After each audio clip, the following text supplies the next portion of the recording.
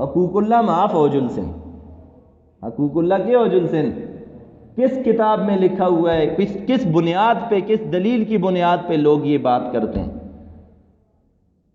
جی حقوق اللہ معاف ہو جائیں گے، این معاف اوجل سن۔ اللہ نے یہ تو فرمایا ہے کہ ان اللہ یغفر الذنوب جميعا، کہ اللہ سارے کے سارے گناہوں کو معاف کر دے گا، لیکن یہ نہیں فرمایا کہ یغفر الحقوق جميعا، حق معاف ہو جائے گا۔ یہ گپ ہے کوئی؟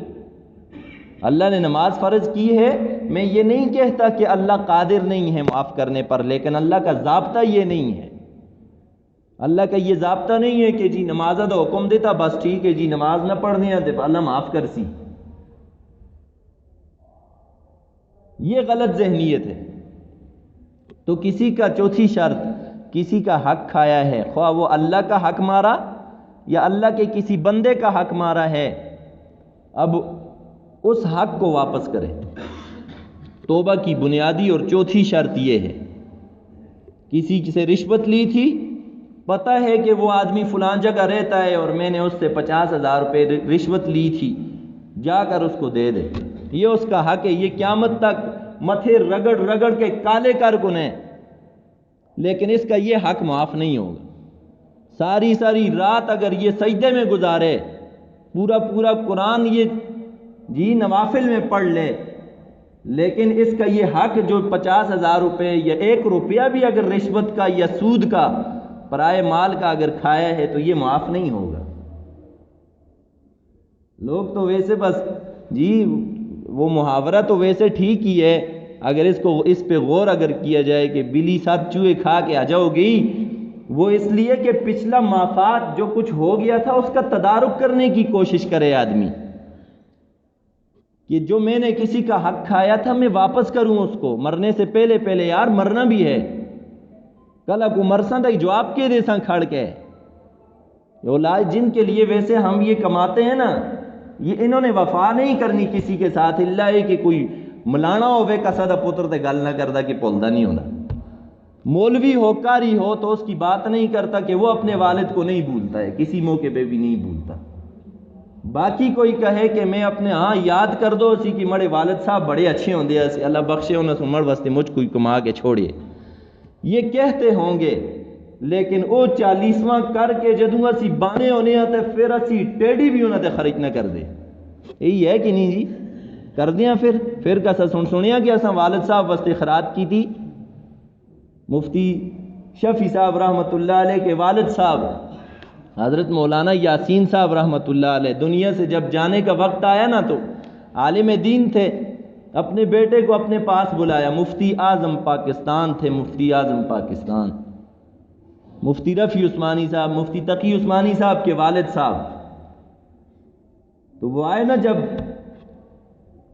بیٹے کو بلایا، مرنے کا وقت ہے، کہا بیٹا بھول تو سارے ہی جاتے ہیں، وہ پولتے سارے ہی جل دن، لیکن یہ خیال رکھنا تم مولوی ہو، تم مجھے ذرا دیر سے بھولنا، تم مولوی ہو تم ذرا دیر سے بھولنا۔ اور یاد رکھنے کا طریقہ بتایا انہوں نے کہا کہ بیٹا یہ تو مجھے طے شدہ ہے میرے نزدیک کہ جب بھی تم کوئی قرآن کی تلاوت کرو گے، کوئی سورہ یاسین پڑھو گے، کوئی نماز پڑھو گے تو دعا میں ضرور یاد آؤں گا، اس میں کوئی شک بھی نہیں ہے۔ دعا جب بھی کرو گے اس میں کوئی شک نہیں ہے کہ تم مولوی لوگ اپنے والدین کو دعا میں نہیں بھولتے، البتہ اتنی بات یاد رکھنا کہ کبھی کبھی صدقہ کر کے میری مدد کرنا۔ تو وہ جس کا مال ہم نے آختے ہیں نا لتاں دے دے کے کھانے ہیں، گوڑے راکھ راکھ کے کھانے ہیں کہ جی مڑے پیسوڑے اتنا چھوڑے آسیا، تو اب اس والد صاحب کے لیے میتے آختن جڑا پتر اگر نمازہ آستے نہیں آدھا نا تو وہ دعا کیاں کرسی، پھر کر دے جی وہ دعا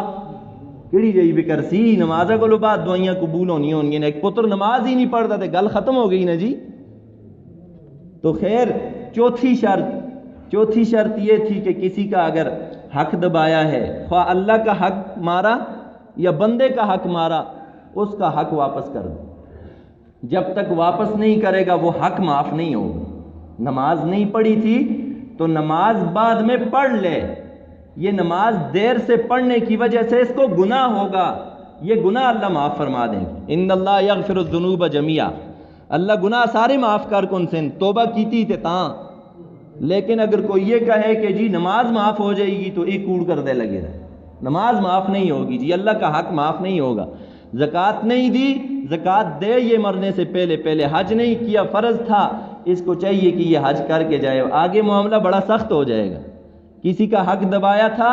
رشوت لی تھی، سود لیا تھا، یا اور کسی طریقے سے کسی کا مال کھا گیا تھا، مزدوری کسی کی روکی تھی، کسی کے مال میں ڈنڈی مار گیا تھا، یہ